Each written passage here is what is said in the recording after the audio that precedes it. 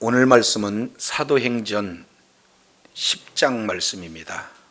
사도행전 10장 이 내용은 바로 이방 선교의 큰 전환점을 이루는 아주 중요한 장이기도 합니다. 우리가 사도행전 전체 구조를 계속해서 살펴보면서 강조하고 또 강조하고 있었습니다. 자, 사도행전 전체 내용을 통해서 보면은 크게 3단계 과정으로 이루어져요. 그 구조의 중심은 사도행전 1장 8절을 중심으로 이루어지고 있습니다. 그래서 예루살렘과 그 다음에 온 유대와 사마리아 그리고 땅끝까지, 그래서 제1단계는 예루살렘을 중심으로 이제 교회가 형성되어서 예루살렘을 중심으로 복음이 이렇게 이루어지는 장면이 1장부터 7장까지 기록되고 있습니다. 그리고 제2단계 내용은 유대와 사마리아, 여기는 바로 이제는 과도기 형태의 모습으로 이방인과 그리고 유대인이 섞이는, 그래서 이방 전도를 위한 준비 과정을 8장부터 12장까지 이루어지는 내용이에요. 그리고 제3단계 내용은 13장부터 마지막 28장까지 이 내용은 이제는 이방인을 중심으로 하는 교회, 바로 안디옥 교회를 중심으로 해서 복음이 땅끝까지 이루어지는 과정입니다. 그래서 오늘 사도행전 10장은 본격적으로는 13장부터 이루어지지만 10장 이 내용은 바로 복음이 최초 이방인에게 복음이 전해지고, 그리고 이 이방인 고넬료라고 하는 그런 자가 이제는 하나님께 은혜를 받고 그리고 하나님 앞에 헌신을 다하며 그러한 놀라운 이런 축복을 받을 뿐만 아니라 구원에 이르는 그런 놀라운 역사가 10장에 기록되고 있어요. 그래서 오늘 본문의 말씀을 통해서 내가 속되다 하지 말라라는 제목으로 우리가 은혜를 나누고자 합니다. 자, 이제 10장 1절 내용을 통해서 보면 1절 2절 앞에 지금 고넬료를 소개하고 있습니다. 가이사랴에 고넬료라고 하는 사람이 있으니 이달리아대 부대 하랑 군대 백부장이라 이렇게 말씀하고 있어요. 자, 그런데 그 백부장이 어떤 내용인가 하는 내용을 2절에 이렇게 기록되고 있습니다. 여기서 이제 우리가 한 가지 첫 단어가 뭐로 지역이 소개가 되고 있냐면 가이사라 이렇게 되고 있죠. 자, 이 가이사라라고 하는 이 내용은 사실은 유대인의 땅이기는 하지만 거의 이방인들이 섞여 사는 그런 곳이기 때문에 유대인들이 봤을 때는 굉장히 바로 부정한 그런 어떤 사람들 이렇게 표현하고 있는 장소가 가이사라 이 내용이에요. 자, 그런데 이 부분들을 조금 더 우리 폭으로 살펴보면은 1장부터 7장까지는 예루살렘을 중심으로 이제 복음이 증거가 됐잖아요. 그런데 7장 내용을 통해서 보면은 이제 어떤 일들이 이루어졌느냐, 스데반 집사님이 순교하게 되고 8장 1절에서 4절까지 이 내용을 통해서 보면은 바로 예루살렘 교회에 큰 박해가 일어나서 이제는 성도들 모두가 다 뿔뿔이 흩어져서 이제 예루살렘에서는 더 이상 예배드릴 수 없는 그런 어떤 상황 가운데 놓여져 있어요. 자, 그래서 그들이 피하여 간 곳은 어디냐? 바로 사마리아, 유대 그리고 사마리아 지역으로 각각 흩어졌어요. 근데 이들은 흩어진 그곳에서 하나님 앞에 예배드리고 또 전도하고 그런 어떤 일들을 진행함으로 말미암아 이제는 예루살렘 큰 교회가 이제는 각각 흩어진 그곳에서 여러 개의 작은 교회로 이렇게 뿔뿔이 세워지는 그런 어떤 모습은 하나님의 의도가 그 속에 다분히 담겨져 있다라는 사실을 우리가 살펴봤습니다. 왜냐하면 하나님의 계획은 유대인들의 하나님으로 유대인들만을 구원하는 하나님이 아니시거든요. 하나님은 사도행전 1장 8절을 통해서 그 복음이 어디까지 이르기를 원해요?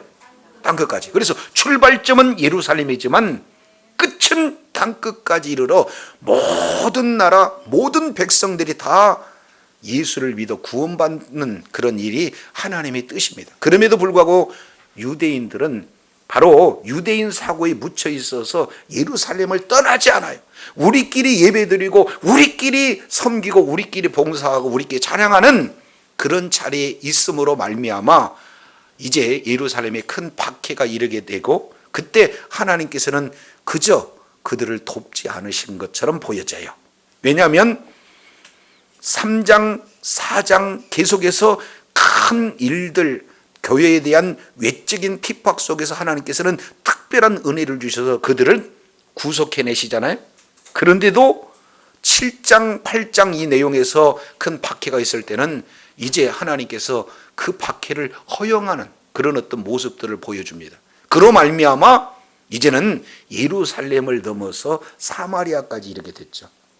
자, 그러다 보니까 이제 사도들이 예루살렘에서 지금까지 구제하고 말씀 전하고 분주하게 사도들을 중심으로 예루살렘 교회가 세워졌다면, 이제는 뿔뿔이 흩어져 있는 그곳에 이제 사도들이 순방하면서 교회를 세우는 그런 일들을 진행하다 보니까 자연스럽게 사도들마저도 예루살렘을 떠나서 사마리아까지 이르게 되어지고, 특히 9장 32절 내용을 보면은 루따까지 오게 되는 내용을 우리가 살펴볼 수가 있어요. 여기서 루따는 예루살렘으로부터 약 40km 떨어지는 그곳에 바로 루따가 있는데, 그곳까지 베드로가 지금 두루 이제 이방 사역을 위해서 이제 하나의 그런 어떤 발걸음이 디뎌지는 그런 어떤 장면으로 소개되고 있습니다.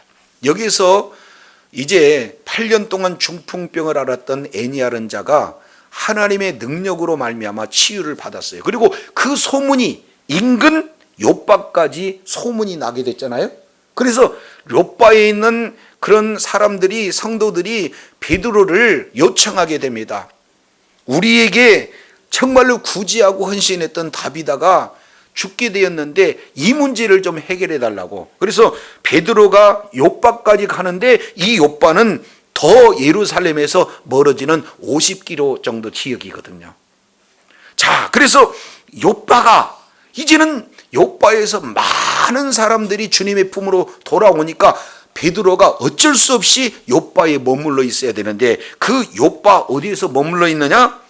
사도행전 9장 43절 보니까 시몬이라 하는 무두장이 집에 유했다, 이렇게 말씀하고 있어요. 그래서 예루살렘에서 어디까지? 루따까지. 그래서 루따에서 또 어디까지? 요빠까지. 이게 유대인의 사고로는 도저히 있을 수 없는 그런 어떤 일들이다, 그 말이에요.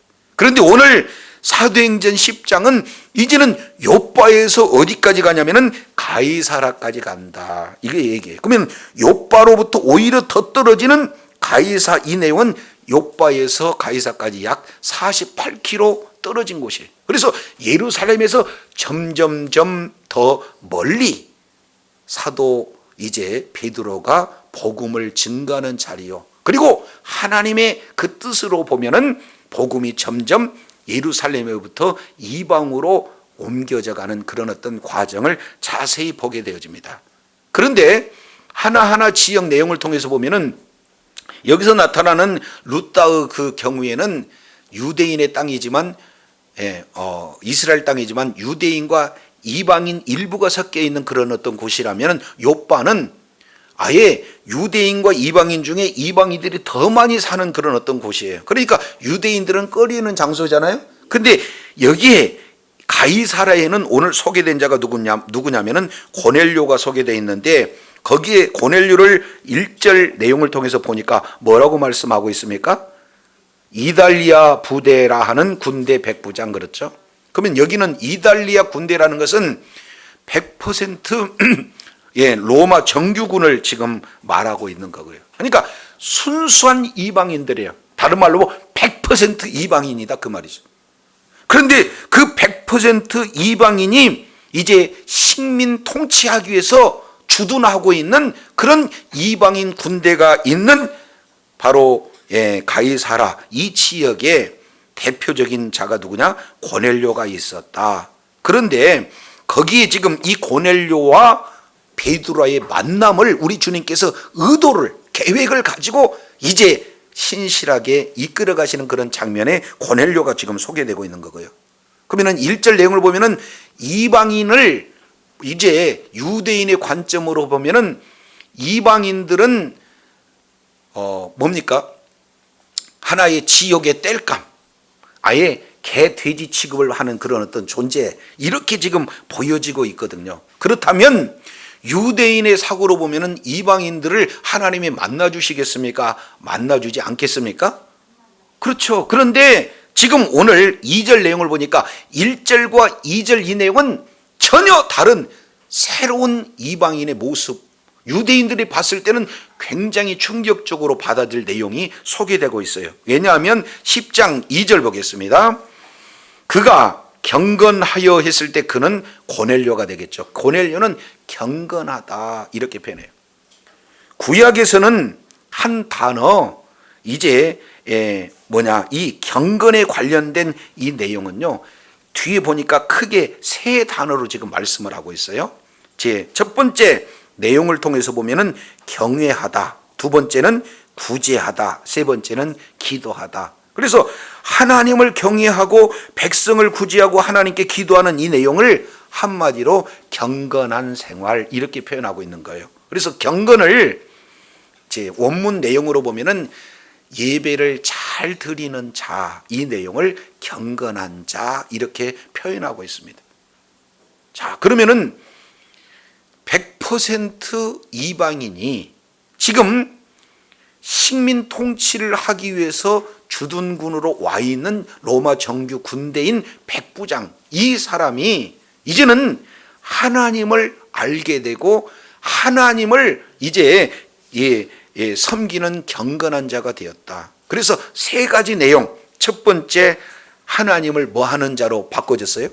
경건한 자로 바뀌었어요. 그러니까 지금 이 고넬료라고 하는 자는 유대인들이 생각하는 유대인만의 하나님을 섬기는 그런 자와 비교해 볼 때도 조금도 부족함이 없는 경건한 자다라는 것을 지금 소개하고 있어요.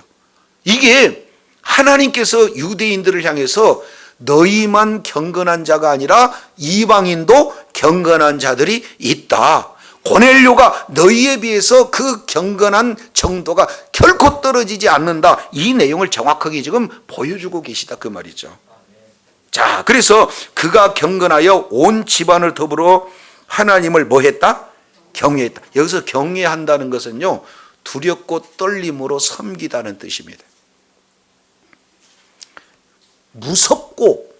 무서워서 두려운 게 아니고 너무 존경스러워서 두려운 거죠. 그러니까 그분의 말씀이라면 어길 수가 없고 그분이 너무나 존경스럽기 때문에 예배하지 않고는 견딜 수가 없는 그 마음의 상태를 경건하다 이렇게 표현하고 있어요. 그러니 그 경건이 무엇으로 연결되느냐 뒤에 보니까 구제하는 것으로, 그리고 경건이 기도하는 것으로 삶 속에 그대로 묻어나고 있는 것을 보게 됩니다. 자, 그러면 이 세 가지 내용을 통해서 우리가 조금 더 살펴본다면요, 하나님과의 관계에 대해서는 경건한 경외하는 그런 어떤 자세를 취하고 있죠. 그리고 백성들 가운데서는 구제하고 있고, 그리고 자기 자신과 하나님과의 관계 속에서는 기도하는 자가 되어 있어요. 그러니까 하나님과 자신 관계, 하나님과 이제 백성과의 관계, 그리고 이 자신과 하나님과의 관계, 이 모든 내용들에서 경건으로 인정받는 사람이 누구냐? 고넬료라는 그런 어떤 사람이 있다. 이렇게 소개하고 있어요. 이것은 유대인들이 봤을 때 이런 자는 우리가 돼야지 이방인이 될 수가 없는데 하는 그런 어떤 모습이거든요. 그러면 이제 우리가 여기서 조금 생각해 볼 수 있는 내용은 고넬료가 이렇게 탁월하니까 우리가 고넬료를 본받아서 경건한 그런 어떤 신앙생활을 하십시다. 그러기 위해서는 첫째 하나님을 경외하고, 둘째 백성들을 이제 구제하고, 세 번째 하나님께 기도하는 이런 자세를 가져야 됩니다. 이것도 맞아요. 그러나 더욱 중요한 것은 고넬료가 어떻게 이렇게 경건한 자로서 하나님을 경외하고 이제 많은 백성들을 구제할 뿐만 아니라 하나님 앞에 항상 기도하는 그런 자가 되었을까? 이 내용은 하나님께서 이방인 고넬료에게 베푸신 은혜 때문에 이런 자로 변해진 줄로 믿습니다. 하나님이 함께 하시면, 하나님께 은혜 베풀어 주시면 이방인도 하나님을 경외하며 하나님 앞에 영광 돌리는 예배자로 영광 돌리는 복된 자가 되어진 줄로 깨달으시길 바랍니다. 자, 그런데 이 자가 자신만 이렇게 잘 하나님을 섬기는 자가 아니에요. 보니까 2절 중반절에 보니까 온 집으로 더불어 하나님을 경외했다. 그리고 뒤에 내용을 통해서 보면은 베드로를 저기 그 뒤에 내용을 보면은 할례를 받지는 않았지만 그래도 유대인처럼 항상 하루에 3번씩 기도하고 늘 말씀대로 순종하는 그런 어떤 자였다는 것을 그대로 보여주거든요. 그러니까 자신이 하나님께 은혜를 받았고 그 은혜 받은 만큼 하나님께 경외하는 그런 어떤 삶, 이 내용을 살 뿐만 아니라 자기 온 집으로 더불어서 이런 놀라운 그런 변화의 역사가 나타났다는 거예요. 저도 여러분도 나만 하나님을 잘 믿는 것이 아니라 나와 가까운 온 가족 그리고 주변 모든 사람들을 이제 내가 신앙생활을 통해서 살아계신 주님을 보여드림으로 말미암아 모든 자들이 다 주님의 품으로 돌아오는 그런 축복의 통로로 쓰임받기를 원합니다.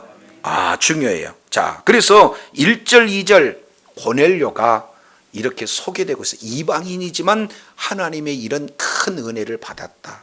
그리고 그 은혜를 받은 그대로 하나님께 더 향기로운 그런 제사를 드리는 삶, 산 예배를 드리는 자의 삶이 되어졌다라는 것을 보여줍니다. 자, 그런 자에게 우리 주님께서 어떻게 위로해 주시는가? 3절 그리고 4절 내용을 통해서 보면 자세히 나와 있어요. 3절 보겠습니다. 하루는 제9시쯤이 되어 환상 가운데 밝히 보임에, 자, 여기서 제9시다라고 하는 것은 여기다가 6을 더하면은 오늘 우리의 시간을 잘 적용해 볼 수가 있어요. 그러면은 오후 몇 시입니까? 3시. 굉장히 지금 햇빛이 쨍쨍 내리쬐고 있는 그런 시간이다라는 것을 말씀하고 있어요. 그런데 밝히 보였다. 그러면은 대낮인데 그 대낮에 햇빛보다도 더 영화로운 빛이 비쳐서 이제 환상 가운데 주님께서 밝히 보여주시는 내용이 뭐냐? 하나님의 사자가 이제 들어와 고넬료야 하니 이렇게 표현하고 있어요. 갑자기 환상이 열립니다. 그리고 이제 하나님의 사자를 보게 됩니다. 그리고 그 하나님의 사자를 통해서 음성을 듣게 되는 거예요. 아니, 이방인인데 환상을 봤다? 이거 유대인들이 알았을 때는 이거 간단한 일이 아니다 그 말이죠. 하나님께서는 하나님을 경외하는 자, 그리고 하나님의 말씀대로 순종해서 하나님을 사랑하고 이웃을 사랑하는 데 실천하는 자, 하나님이 원하시면 환상도 보여주신다는 사실을 기억하시기 바랍니다. 이 환상 보여주는 것은 내가 보려고 해서 보는 것이 아니라 하나님께서 보여주셨을 때 환상을 볼 수 있게 되어지는 거거든요. 그러면서 들려오는 내용이 어떤 부분입니까? 고넬료야 이렇게 말씀을 하고 있어요. 지금 하나님의 사자가 신약 성경에는 여러 군데 나오는데 하나님의 사자가 등장할 때마다 아주 구속사적으로 매우 중요한 그런 사건을 이렇게 보여주시기 위해서 하나님의 사자가 임하는 경우들을 우리는 볼 수가 있어요. 그래서 예수님이 잉태하실 때, 예수님이 탄생하실 때, 예수님이 부활하실 때, 그리고 예수님이 승천하실 때 어김없이 하나님의 사자가 임했다는 것을 볼 수가 있습니다. 그러니까 오늘 여기서 하나님의 사자가 임하는 것은 구속사적인 측면에서 매우 중요하다는 사실을 보여주고 있죠. 그런데 그 속에서 음성이 나타나는데 뭐라고 음성이 나타납니까? 고넬료야, 이름을 불러줘요. 야, 자, 구약성경 내용을 보면은 아브라마, 아브라마, 또는 사무엘아, 사무엘아, 다비다야, 다비다야, 이렇게 이름을 불러주고 있는 그런 어떤 내용은 대상이 누구였습니까? 유대인이에요. 그런데 여기서 이방인인데도 불구하고 고넬료야라고 불러준다는 것은 무엇을 의미합니까? 이스라엘 백성들은 자기 자신들이 가지고 있는 사고로는 우리만 선민이요, 우리만 구별된 민족이고 이 이방인들은 개취급을 당할 수밖에 없는 그런 부정한 그런 민족이다 그러는데, 하나님 편에서 봤을 때는 이스라엘이나 이방이나 뭐 하다는 거예요? 똑같아요. 그래서 유대인도 이름을 불러주시지 이방인 고넬료도 이름을 불려줘서 지금 이제 유대인이나 이방인이나 거의 같다, 똑같이 취급한다라는 하나님의 의도를 고넬료야 하고 이름을 불러주는 것으로 지금 보여주고 있어요. 저도 여러분도 환상 가운데 기도하는 중에 우리 주님께서 환상을 열어주셔서 여러분의 이름을 불러주는 그런 은혜가 있기를 원합니다. 하나님께서 원하시면 이 일들을 하신다 그 말이에요. 자, 그러니까 고넬료는 생각지도 못한 주님의 음성을 듣게 되어지는 거죠. 자, 이제 3절, 이 하나님의 사자는 뒤에 4절에 보면은 천사가 이렇게 표현하고 있고요. 그리고 13절 내용을 보면은 소리가 나서 이렇게 표현을 하고 있어요. 그리고 19절 내용을 보면은 성령께서 이렇게 말씀하고 있으니까 똑같은 동일한 사건을 통해서 하나님의 사자, 천사, 소리, 성령 이 내용으로 각각 다르게 표현하고 있지만 이 내용은 하나님의 음성이 맞습니다. 그래서 천사는 자기 혼자 사역하는 그런 영이 아니기 때문에 여기서 말씀하고 있는 음성은 하나님의 음성이라는 것을 우리가 살펴볼 수가 있죠. 그래서 고넬료야 하고 부르시는 그 음성으로 찾아오시는 하나님. 그런데도 고넬료는 지금까지 이런 하나님의 음성을 들어본 적이 없어요. 처음으로 듣기 때문에 매우 두려워 떱니다. 자, 그런데 주여 무슨 일입니까? 라고 이렇게 말씀을 하고 있을 때 천사가 이렇게 얘기합니다. 내 기도와 구제가 하나님 앞에 뭐 했다?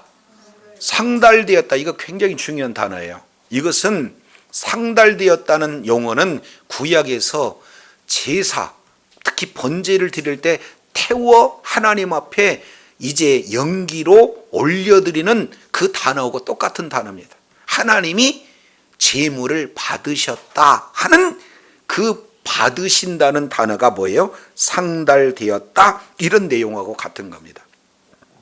요건 구약 성경 여러 군데 많이 있어요. 특히 다니엘서 10장 12절 내용을 보면 다니엘이 금식하며 하나님 앞에 기도했을 때 우리 하나님께서 천사를 보내서 내가 내 기도를 들었다, 이렇게 말씀하고 있고요. 그리고 요한계시록 8장 4절 내용을 통해서 보면은 이제 천사가 이제 이 내용을 성도들의 기도와 함께 하나님 보좌로 들어 올리는 장면이 소개가 되고 있어요. 그런 것처럼 지금 하나님께서 천사를 통해서 말씀하신 내용이 뭐냐? 내 기도 내가 받았다. 그리고 내 구제도 내가 받았다. 기도만 받는 것이 아니라 구제도 받아요.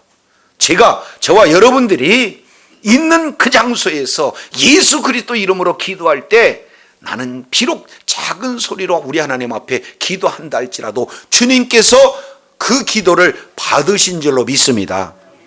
저와 여러분이 예수 이름으로, 내 의가 아니라 예수 이름으로 구제하는 그 구제도 우리 주님이 바로 받으시는 줄로 깨달으시기를 바랍니다. 그래서 이방인 고넬료가 어떻게든지 지금 하나님을 경외하며 구제하고 또 기도하는 모든 삶의 여정을 우리 주님께서 다 받으셨다는 거예요. 그래서 뒤에 주시는 내용의 한 단어가 4절에 뭐라고 표현합니까? 예, 뭐라고 표현하고 있어요? 4절에 기억하신 바 되었으니, 거기다가 밑줄 쫙 치세요. 구약 성경에서 기억한다는 이 단어가 무척 중요합니다. 그러면 기억하는 것은 하나님께서 받으셔서 정확하게 알고 계시다라는 뜻이잖아요. 이것은 헬라적 사고, 우리들이 알 수 있는 사고예요. 근데 히브리인들에게 기억하다 하는 이 내용은 어떤 것과 연결이 되냐면 하나님이 돌보신다라고 연결이 되어져요. 이 부분은 우리가 출애굽기 2장 24절을 통해서 살펴볼 수가 있습니다. 이스라엘 백성들이 애굽 땅에서 정말로 고난 고통을 당했을 때 그 고역을 인하여 하나님 앞에 기도했을 때 우리 주님께서는 그 기도를 들으셨다, 이렇게 말씀하고 있어요. 그리고 이어서 우리 주님께서 아브람과 이삭과 야곱에게 약속하시는 그 모든 것을 기억하사, 이렇게 말씀하고 있어요. 그래서 기억한 걸로 끝나는 것이 아니라 그 다음에 우리 주님께서 찾아오셔서 권념하시는 그런 어떤 장면이 소개되고 있어요. 따라서 기억은 무엇과 연결이 되냐면은 그 상황 속에서 정확하게 알고 찾아와서 건져주시는, 구원해 주시는 그 내용과 연결되어진 단어가 뭐냐? 기억한다요. 저와 여러분이 이제 하나님 앞에 기도를 올려드리고 구제를 올려드리고 모든 산 예배로 하나님 앞에 영광 돌리고자 할 때에 주님께서 받으실 뿐만 아니라 기억하셨다는 것은 그 모든 상황 속에서 이끌어내시고 구원해 주시는 놀라운 역사가 있다는 사실을 기억하시기 바랍니다. 이야, 지금 고넬료가 이렇게 하나님 앞에 헌신하고 어떻게든지 산 예배로 하나님의 기쁨이 되어서 살아가고자 할 그런 고넬료를 우리 주님께서 잊지 아니하시고 기억하셔서 이렇게 이제 기억하신 바 되었다. 그 얘기는 고넬료 가정을 완전히 예수 그리스도를 믿어서 구원하시겠다는 하나님의 의도가 이 속에 담겨져 있어요. 자, 그래서 구원하시기 위해서 이제 복음을 증거할 수 있는 자를 보내실 텐데 그 자가 누군가? 5절, 6절에 소개되고 있어요. 자, 5절, 6절 보시겠습니다. 내가 지금 사람들을 어디로 보내라? 욥바로 보내라. 그러면은 그 욥바에 누가 있느냐? 베드로라는 시몬을 이제 있는데 그 시몬을 청해라. 그는 무두장이 시몬의 집에 유숙한다. 그리고 그 집은 해변에 있다. 정보를 아주 구체적으로 세부적으로 가르쳐줘요. 이 정도면은 찾아갈 수 있도록 지금 말씀하고 있어요. 하나님은 고넬료에게 은혜를 주시고 또 은혜 받은 고넬료는 하나님을 경외하는 삶을 살고 또 경외하는 하나님을 이제 경외하는 고넬료를 우리 주님께서는 기억하셔서 복을 주시는데 그 복은 뭐냐? 바로 구원의 복을 주신다. 온 가정을 다 주님께 돌아오게 하는 그런 놀라운 축복을 우리 하나님께서 허락하신다. 그러기 위해서 시몬을 청해라. 그 자가 정확하게 어디 있다는 것을 구체적으로 말씀하시는데 이 내용은 우리가 9장 43절 전 시간에도 우리가 살펴봤지만 이 내용을 통해서 보면은 시몬이라 하는 누구예요? 무두장이 갑하치, 예전으로 본다면은 백정 이렇게 표현할 수가 있습니다. 그러니까 옛날 사극에 보면 백정 그러면은 그들만 모여 살잖아요. 아예 그냥 함께 할 수 없는 그런 어떤 존재로 인식이 되잖아요. 근데 유대인들은 더더욱 그래요. 왜냐하면 이 무두장이들은 짐승의 가죽을 벗겨서 말려서 가공해가지고 때로는 가방도 만들고 허리띠도 만들고 또 옷도 만들고 그렇게 해서 파는 직업을 가진 사람들을 갑하치, 무두장이 이렇게 표현하고 있거든요. 근데 이게 왜 그들에게는 이게 꺼리는 내용인가? 이 부분들을 살펴보면은 레위기서 11장 39절 내용을 통해서 보면은 죽은 시체를, 그들의 율법이에요. 죽은 시체를 접촉하는 자는 동시에 그 자도 뭐 한다는 거예요? 부정하게 된다는 거예요. 근데 이 무두장의 시몬은 시체를 아예 모르고 만져요. 매일같이 만져요. 매일같이 만지기 때문에 부정한 자로 취급하기 때문에 유대인들은요, 그와 상종할 수가 없어요. 왜? 자기 자신도 부정해질까 봐.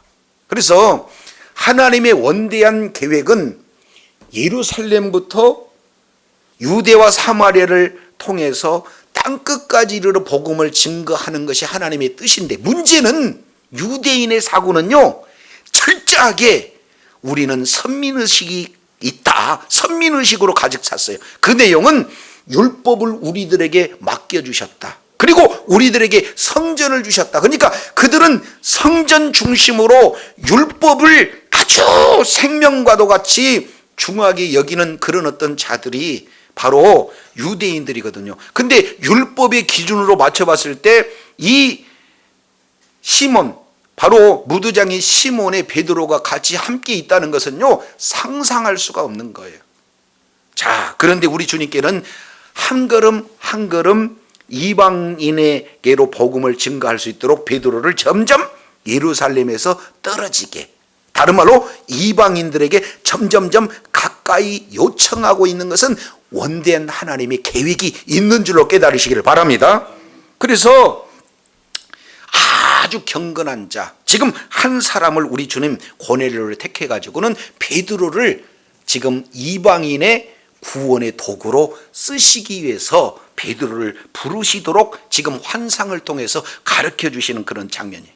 자, 근데 문제는 시몬에게도 이제 큰 문제가 됩니다. 왜냐하면 시몬도 하나님을 이제 어느덧 경외하고 말씀대로 순종하려고 보니까 이자도 부정하고 거룩하는 이 내용을 알까요, 모를까요?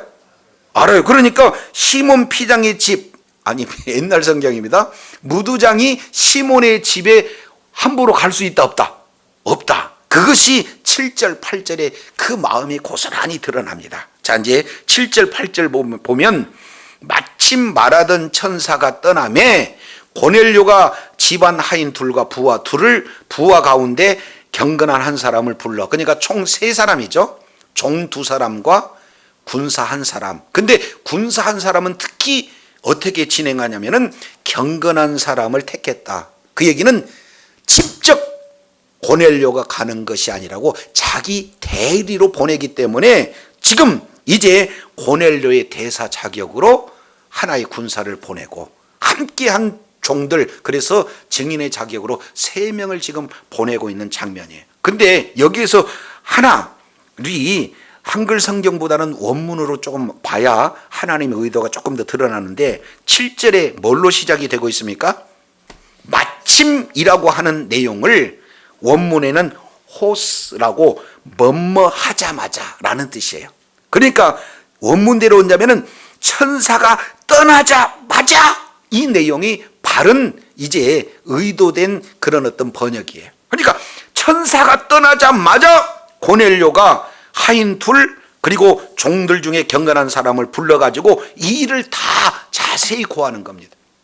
자, 생각해 보세요. 백부장 정도면 고위 장교입니다. 뭐 오늘날로 보면은 중대장 정도, 우리나라로 보면은 이렇게 생각돼요. 100명을 거리는. 근데 이게 로마 군대 정예병 중에 가장 핵심적인 지위예요.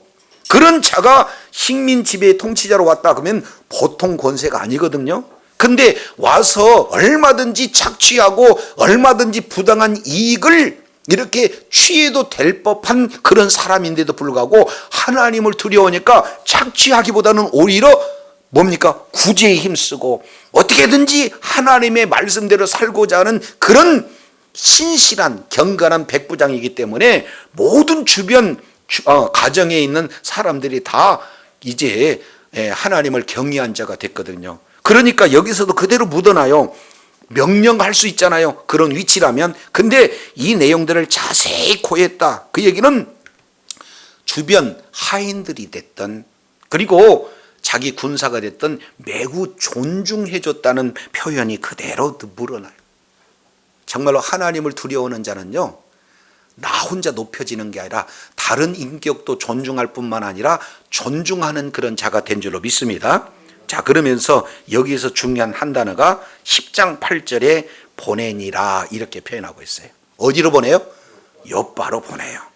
자, 그러면은 자, 천사가 떠나자마자 보낸다.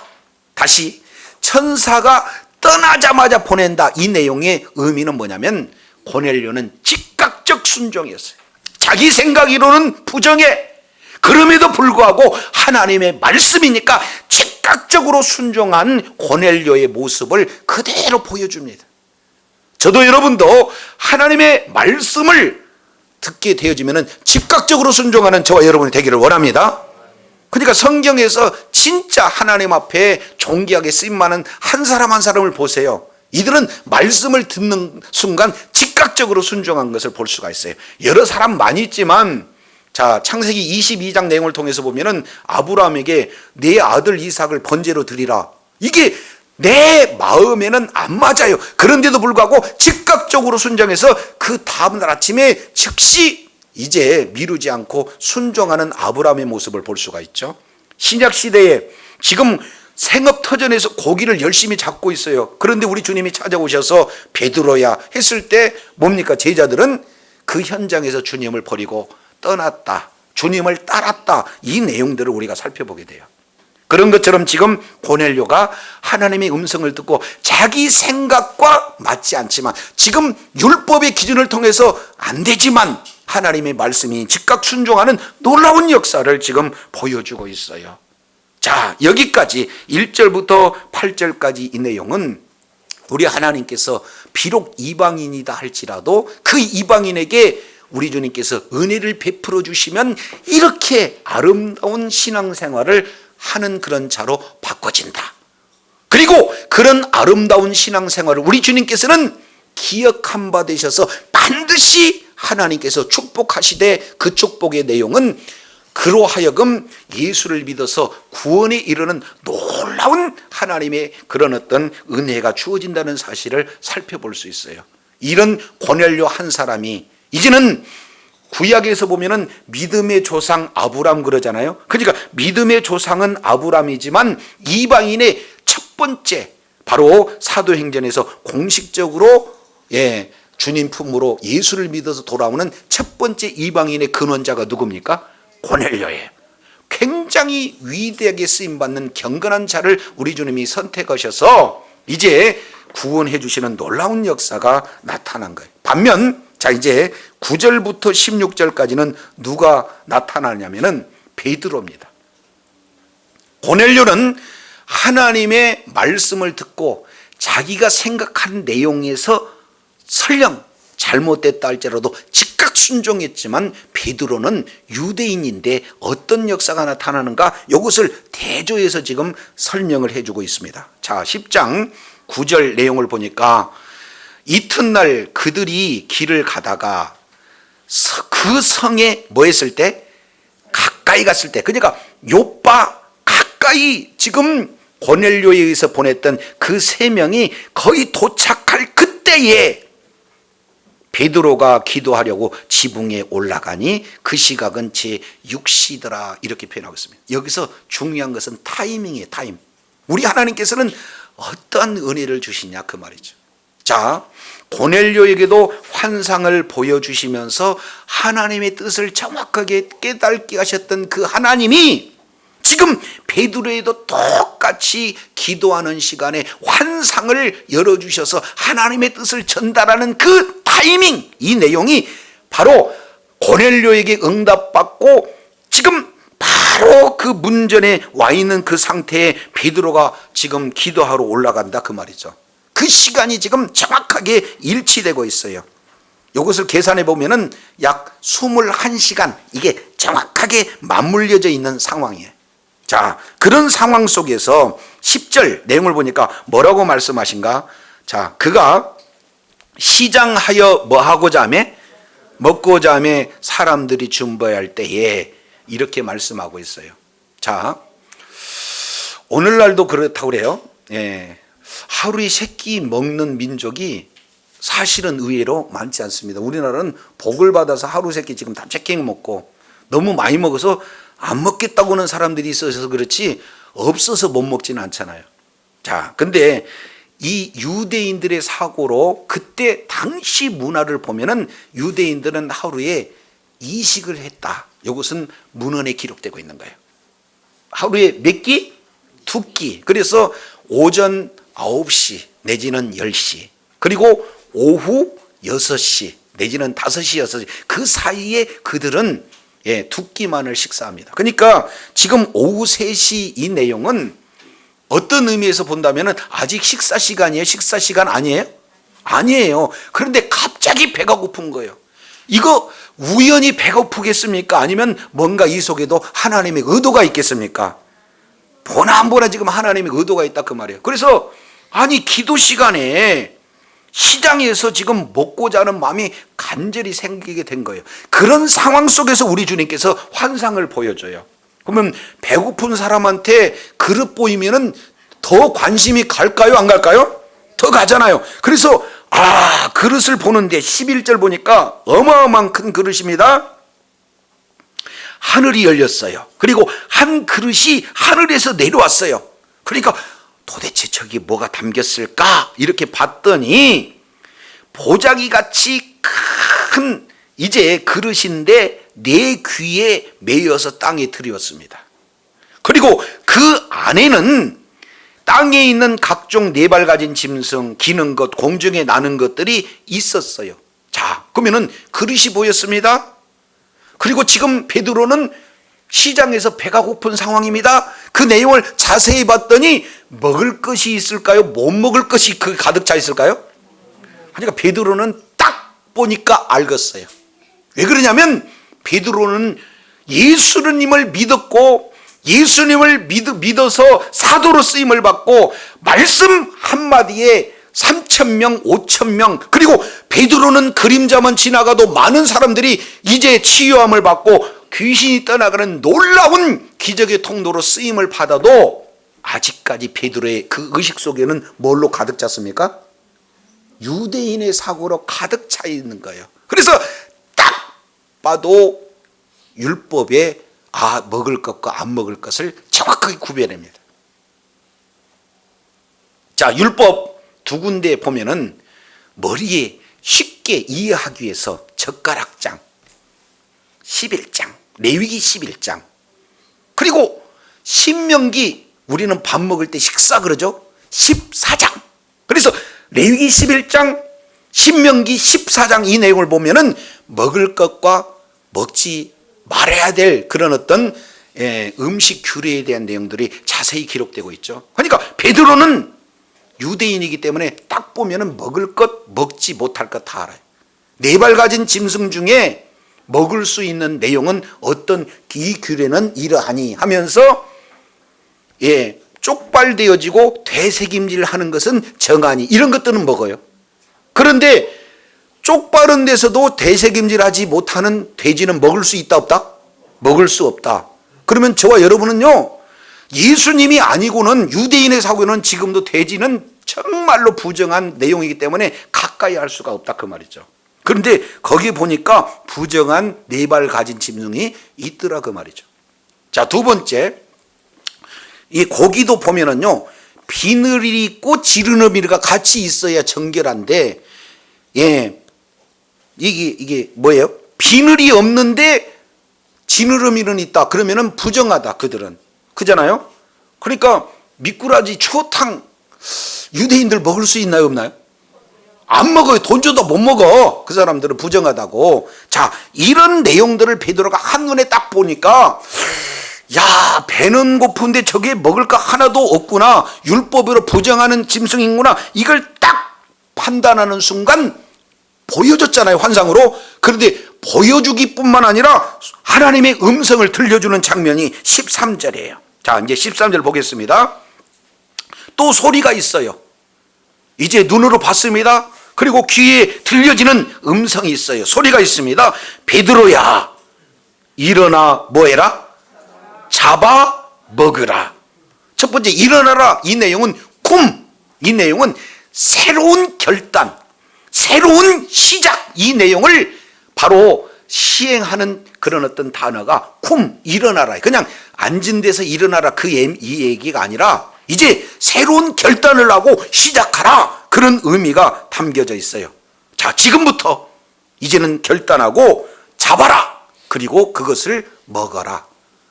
살아있는 것을 죽여서 먹어라. 그 내용은 마치 구약에서 산 짐승을 죽여가지고 하나님 앞에 제사 드리는 것처럼 이제 죽여서 잡아먹으라 하는 그런 어떤 내용입니다. 이것은요, 어떤 부분이냐, 하나님의 계획된 의도가 담겨져 있는 그런 문장이에요. 베드로의 의식을 완전히 깰 수 있는, 사고에 전환할 수 있는 그런 바로 의도적인 명령이 일어나 잡아먹으라. 베드로야, 일어나 잡아먹으라. 이 내용이 지금 여기에 그대로 담겨져 있습니다. 자, 그런데 왜 이런 문제를 줄까요? 히브리인들은요, 아예 선민사상으로 가득 차 있습니다. 그럼 왜 선민사상으로 가득 차 있느냐? 요 내용을 통해서 보면은 이제 로마서 9장 내용을 보면은 그 선민들에게 주어진, 이스라엘 사람들이 주어지는 내용이 약 9가지예요. 이것을 압축 요약하게 되면은 한 2가지로 요약할 수가 있습니다. 그 내용 중에 하나는, 첫 번째, 우리 민족에게 하나님께서 말씀을 주셨다. 다른 말로 율법을 줬다. 이들은 그들의 자부심입니다. 그분들의 생명이에요. 두 번째, 우리들에게 성전을 주셨다. 그러니까 성전 있고 율법 주었다. 이 내용이 그들의 종교의 가장 중심부에 사로잡혀 있는 그런 어떤 내용이거든요. 자, 그런데 이 유대인들이 가지고 있는 이 의식이 깨어지지 않으면 절대적으로 유대인들이 이방인하고 가까이 할 수 있어요, 없어요? 없어요. 그렇기 때문에 이 사고를 깨기 위해서 베드로야, 일어나 잡아먹으라, 지금 이렇게 명령을 하고 있는 거예요. 이것은 누구의 명령입니까? 하나님의 명령이에요. 이걸 다시 재해석해서, 자, 11절 다시 보겠습니다. 자, 이제 하늘이 열렸다. 그 얘기는 하나님께서 열어주신 거예요. 그러면은 하늘이 열려서 하늘에서 내려온다 그러면은 하늘이 있는 곳, 바로 하나님이 계신 곳이고, 하나님이 계신 곳은 거룩한 곳인 줄로 믿습니다. 거기서 그릇이 내려왔는데 하필이면 동서남북, 내 귀에 매여서 내려왔다. 그 얘기는 동서남북을 의미하는 거예요.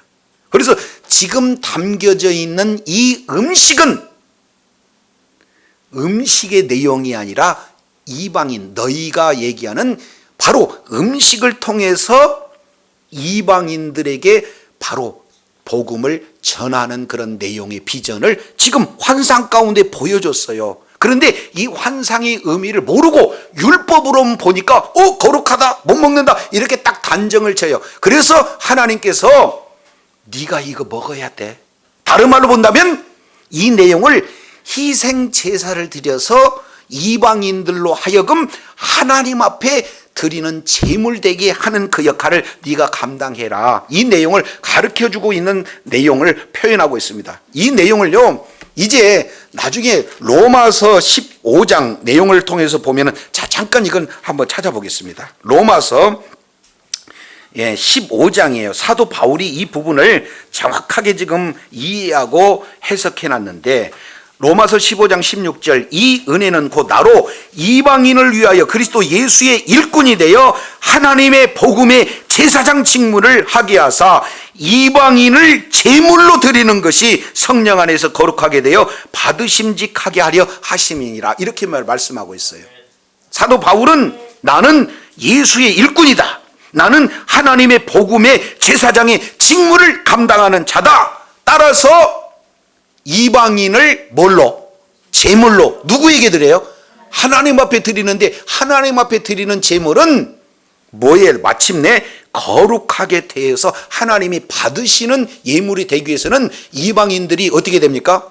그 죄 문제를 해결해야 되는데, 예수 그리스도를 믿음으로 이방인들도 바로 거룩하게 된 존재가 되어진 줄로 깨달으시길 바랍니다. 그러니까 이 모습을 지금 보여준다 그 말이에요, 환상으로. 근데 베드로가 율법의 시각으로 보니까 못 알아들어. 그러니 우리 주님께서 아예 결론적으로 의식 깨기 위해서 너 이거 뭐 해라? 일어나 잡아 먹으라. 이 내용에 실제 하나님이 하시고자 하는 의도는 뭡니까? 이방인을 제물로 나한테 드려라. 이 일을 위해서 내가 너를 세웠다. 이 의미가 지금 이렇게 포함이 되고 있는 거예요. 그런데 하나님의 의도는 모르고 나타나는 현상만 바라보고 이렇게 자신 있게 얘기합니다. 14절 뭐라고 말씀하고 있습니까? 그럴 수 없나이다. 누가 얘기했는데? 하나님이 얘기했는데. 혹 저와 여러분 중에 내 틀이 너무나 확실해서 하나님이 말씀하셔도 저 절대로 못 바꾸겠습니다. 이렇게 주장할 사람이 있을까요, 없을까요? 있을까요? 진짜 그렇습니다. 얘야, 남편에게 복음을 전해라. 얘야, 아내에게 복음을 전해라. 애야, 주변에 있는 그 친척에게 복음을 전해라. 그런데요, 그 친척이 지금 뭐 하고 있냐면은 아주 속을 썩이고 예수에 믿는다고 얼마나 핍박한 그런 사람인지 몰라요. 그러니까 대부분 사람들은 다른 사람한테 전하려는지 몰라도 저 사람한테는 안 전하고 싶어요. 이런 마음이 있어요, 없어요? 지금 내 틀, 우리 하나님은 그 사람이 됐든 누가 됐든 모두 다 예수를 믿어서 구원에 이르고 마침내 구원의 진리에 이르게 하는 것이 우리 주님의 뜻인 줄로 믿습니다. 그런데 베드로는 이 사고가 안 깨져요. 내가 유대인이면 몰라도 이방인들은 절대 전할 수가 없습니다. 왜냐하면 부정한 건 안 먹거든요. 그래서 뒤에다 이렇게 표현합니다. 14절 하반절 내용을 보니까 속되고 깨끗하지 아니하는 것은 내가 결코 뭐 했다? 지금까지 안 먹어왔어요. 따라서 지금 보여줘도 안 먹습니다. 이렇게 아주 그냥 결단하고 있는 그런 어떤 장면입니다. 그러니까 이러한 사고를 깨지 못한다 그러면 하나님의 도구로 쓰임받을 수가 없어요. 하나님의 말씀보다 자기 전통을 고집하는 이 고집, 이 내용을 깨트리지 않고는 주의 선한 도구로 쓰임받을 수가 없습니다. 교회마다 얼마나 많은 전통들이 있는지, 성도들마다 얼마나 많은 전통들이 있는지 몰라요.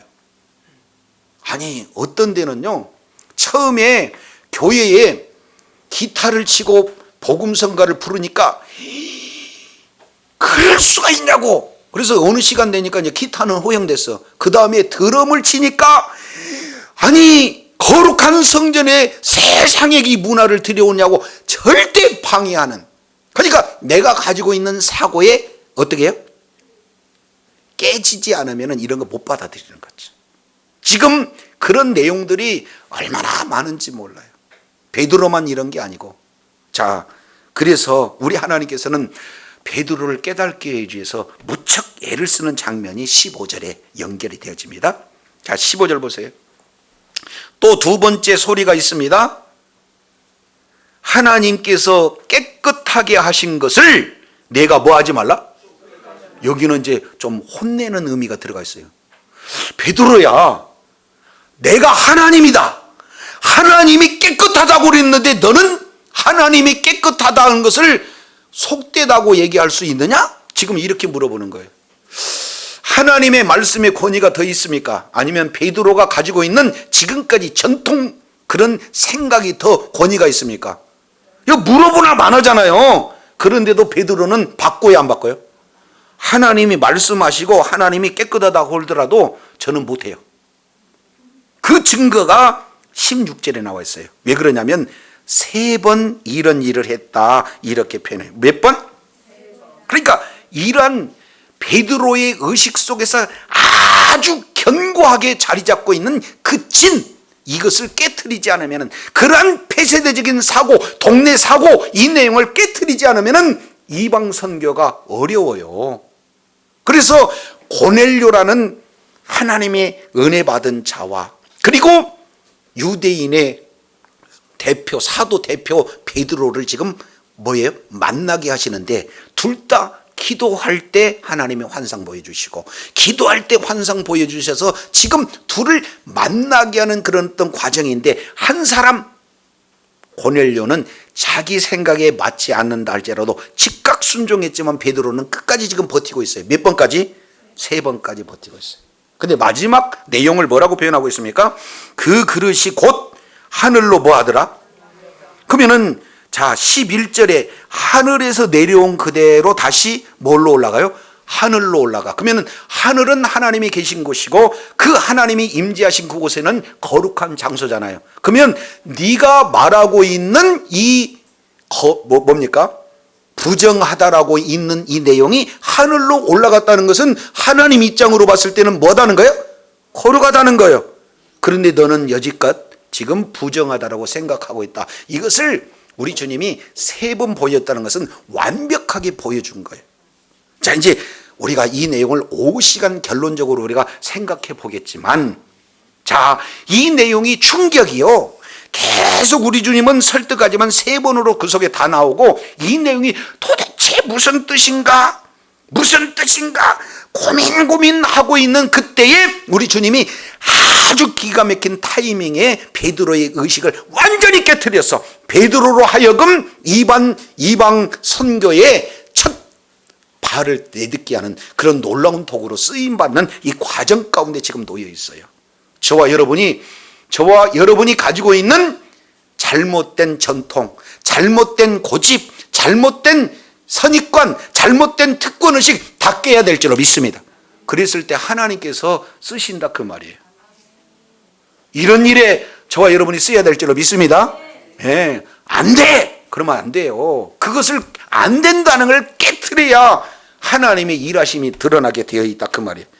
자, 이 내용을 우리 주님께서는 어떻게 지금 보이냐면은 실물 교육을 아예 그냥 말씀으로 안 되니까 뭐예요? 환상을 통해서 눈에 보이는 실물 교육을 해서 하나하나 지금 교육해 나가서 베드로의 의식을 완전히 깨고 있는 그런 어떤 모습들을 우리가 살펴보게 됩니다. 자, 오늘 1절에서 16절까지 본문의 내용을 통해서 이제 우리가 종합해서 본다면 하나님의 계획은 유대인에게만 머물러 있는 것이 아니라 이방인께로 나가는데, 바로 이방인 구원에 이르는데 가장 결정적인 장애물, 바로 견고한 진은 뭐냐?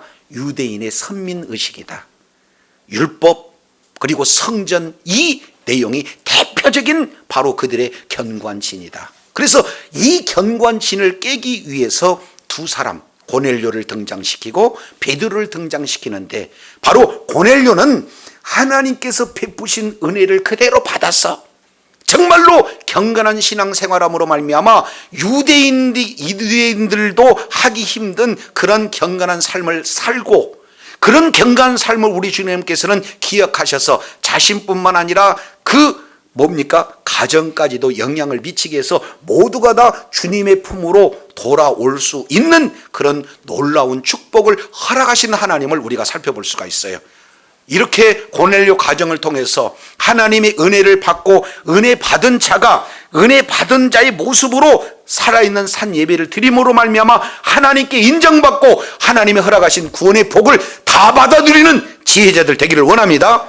더 나아가서 자신뿐만 아니라 온 가정이 다 예수를 믿어서 모두가 다 하나님 앞에 구원을 받고 영광 돌리는 복된 역사가 있어야 될 줄로 믿습니다.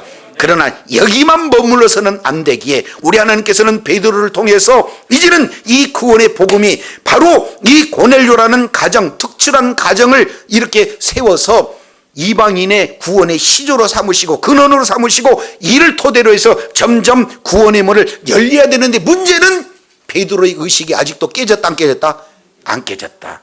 이 깨지는 그런 상황이 올 때 하나님께서 비로소 베드로를 써서 사용하는데, 저와 여러분이 혹 베드로처럼 고정관념으로 하나님이 거룩하다라고 하는 것을 우리는 속되다 하는 그런 어떤 자리에 있지 않는가, 이 부분들을 우리는 점검을 해봐야 되는 줄로 깨달으시길 바랍니다. 꼭 점검해봐야 되는 거예요.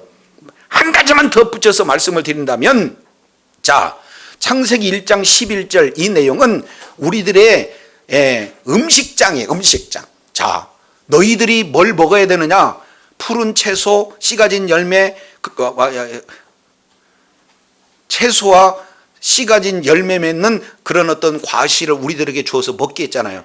그러니까 원래 우리들이 먹는 것은 뭡니까? 채소와 풀과 채소와 과지다, 과일이다. 이걸 볼 수가 있어요. 그런데 창세기 3장 인류의 죄가 들어옴으로 말미암아 죄가 점점 관영해서 노아 홍수 때에 심판을 받음으로 말미암아 이제 먹을 거리들이 없어졌어요. 그러니까 하나님께서 일시적으로 허락이 아니고 허용하신 내용이 뭡니까? 모든 동물들을 먹을 수 있도록 허용해 주신 거예요. 그때 뭐는 먹어라 먹지 말라 구분했던가요? 모든 동물들을 다 먹을 수 있도록 하나님이 허락하셨던가요? 그런데 이 허락한 내용이 출애굽기 19장 이스라엘 백성들과 언약을 맺은 이후에 그 시내산에서 한 달 동안 레위기 이 내용을 통해서 어떻게 하면 하나님의 백성으로서 구별되는 삶을 살까 하는 그 기준으로 이제 율법을 주셨어요. 그 율법의 내용을 문자로만 이들은 해석을 해가지고 주시고자 하는 그 의도를 전혀 이해하지 못한 내용이거든요. 왜냐하면 출애굽기 19장 5절 6절 내용을 보면은 이렇게 세 가지, 너희가 내 언약을 지키면 내가 내 소유로 삼았다. 특별한 존재로 삼겠다. 그리고 이제는 거룩한 나라로 세우겠다. 그리고 제사장 나로 세우겠다. 거룩한 백성으로 세우겠다. 이 세 가지 언약의 내용을 말씀하잖아요. 그러면은 거룩한 나라라고 얘기하는 것은 이스라엘 백성들을 모두 다 거룩한 나라가 되게 하겠다는 거예요. 이것을 사도 베드로는 베드로전서 2장 9절에 왕 같은 제사장 민족으로 이스라엘 백성들을 세웠다. 그러면 아까 우리가 로마서 15장 사도 바울이 내용처럼 보면은 이방인들을 바로 하나님 앞에 드릴 제물로 드리는 민족으로 누구를 삼은 거예요? 이스라엘 백성들을 삼은 거예요. 그러려면 그들이 어떤 삶을 살아야 되느냐? 구별된 삶을 살아야 된다. 무슨 삶? 구별된 삶. 거룩한 백성이 되어야 된다는 거예요. 뭐 하기 위해서? 이방인을 하나님 앞에 제물로 드리는 제사장적 사명을 감당하기 위해서. 그래서 구별이라는 것은 먹는 것도 말하는 것도 생각하는 것도 있는 자리도 다 구별시키는 그런 내용이지, 너희만 구별되라 해서 문자로 해석하면 안 된다 그 말이죠. 아니 저 사람들은 왜 먹는 것도 저렇게 까탈스럽게, 이거 사투리인가요? 아니 먹는 거 그냥 먹으면 되지, 뭐 발굽이 있냐 없냐, 퇴색이 뭐냐 아느냐 이런 거라면은 하나님께서 하나님의 말씀에 순종하게 되면 하나님께서 이런 은혜를 주시고 이런 축복을 주셔.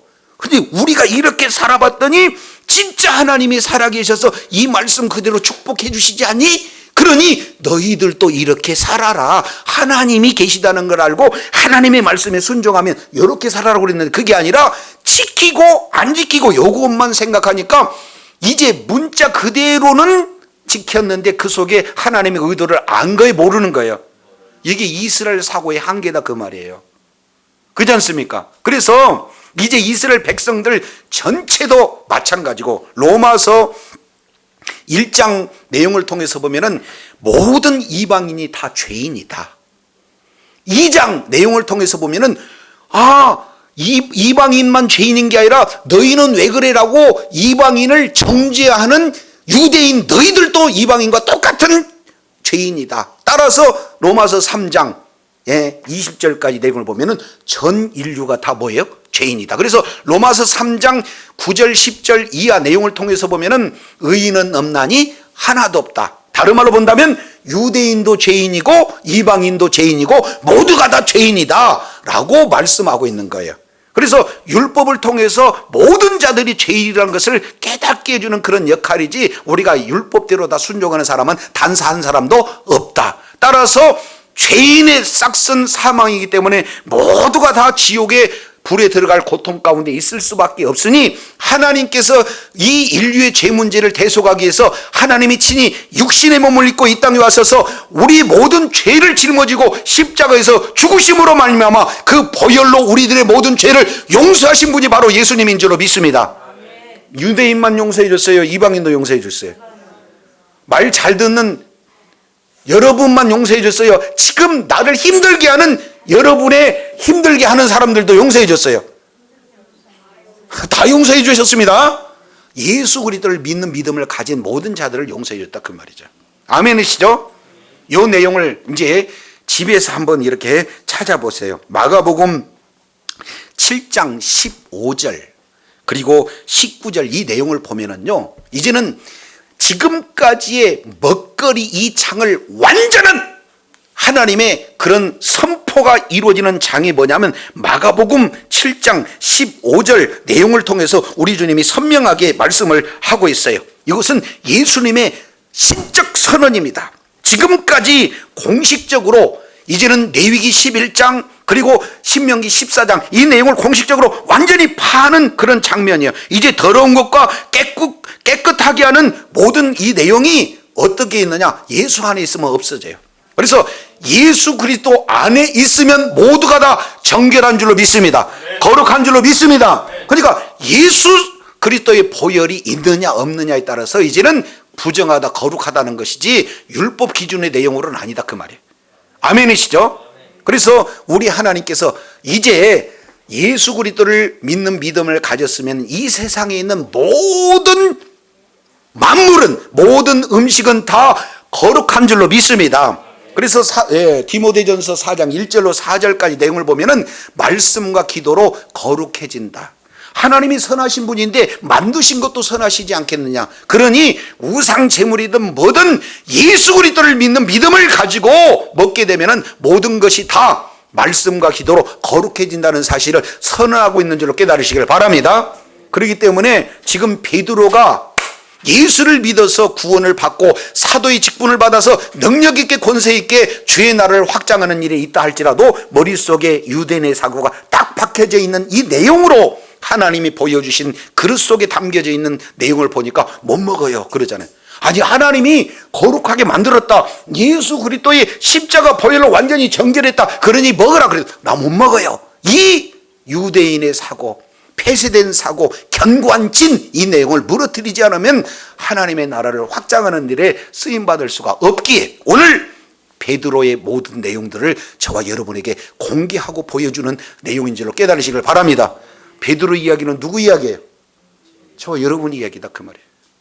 오늘 살아가면서 내가 우리 교단이 우리 가지고 있는 지금까지 전통이 이러면 안 돼 이러면 안 돼 하는 이 내용들을 성경에 근거해서 안 되면 안 되지만 이제 진리가 바로 서지 않고는 우리의 생각대로 베드로처럼 하나님의 말씀을 부정하는 어리석은 자리에 있는 사람이 한 사람도 없기를 바랍니다.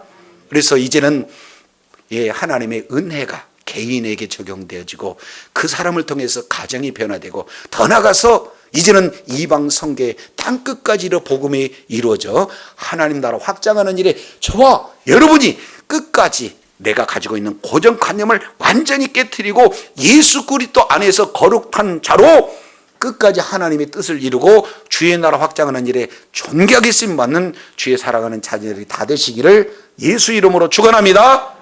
기도하겠습니다. 하나님 아버지 감사합니다. 오늘 또 말씀을 통해서 살펴보았더니 고넬료라고 하는 이방인에게도 우리 하나님께서 은혜를 주시니 바로 은혜 받은 자가 어떻게 하나님을 경건하고 또 경건한 삶을 살 뿐만 아니라 경외하는 삶 그리고 기도하는 삶, 구제하는 삶, 하나님의 말씀대로 그대로 순종해서 하나님 사랑, 이웃 사랑을 실천하는 그런 복된 자로 변화되어지는 것을 오늘 또 깨닫게 해주시니 감사합니다. 우리 하나님께서 그런 자를 기억한 바 되시고 이제 구원의 은혜를 베풀어 주시되 베드로를 통해서 구원해 주시기를 원하지만 이제 베드로는 그 자기의 가지고 있는 고정된 사고, 특권의식, 자기들이 가지고 있는 이제 유대주의 사고를 깨지 못함으로 말미암아 이제는 이방인과 절대 가까이 할 수 없는 하나님의 의도가 그렇다 할지라도 절대로 나는 그 일을 할 수가 없다는 그런 이제 큰 벽이 가로막혀 있는데 우리 주님이 3번 보여주시면서 결정적으로 그걸 깨트려서 이방 이제 선교를 이제 고넬료 가정으로부터 시작하고자 하는 원대한 계획을 오늘 또 말씀을 통해서 일깨워 주시니 감사합니다. 이제 우리가 예수 그리스도를 믿는 믿음으로 말미암아 내가 먼저 변화되고 우리 가정이 또 변화되어지고 또 이제 복음을 증거하는 자로서 이제 땅끝까지 이르러 복음을 증거함으로 하나님의 뜻을 이루고 하나님 앞에 존귀하게 쓰임받는 주의 사랑하는 자녀들 다 되게 하여 주옵소서. 이것은 특별한 사람만 전도할 수 있다, 아주 능력을 받아야 전도할 수 있다는 그런 나만의 특별한 고집을 완전히 깨고 하나님께서 나를 사용하셔서 진짜 많은 영혼을 주님의 품으로 돌이키시겠다는 확실한 믿는 믿음을 가져서 하나님 앞에 쓰임받고 하나님 앞에 존귀하게 이렇게 칭찬받는 주의 사랑하는 자녀들 다 되게 하여 주시옵소서. 우리 구주 예수님 이름으로 기도드립니다. 아멘.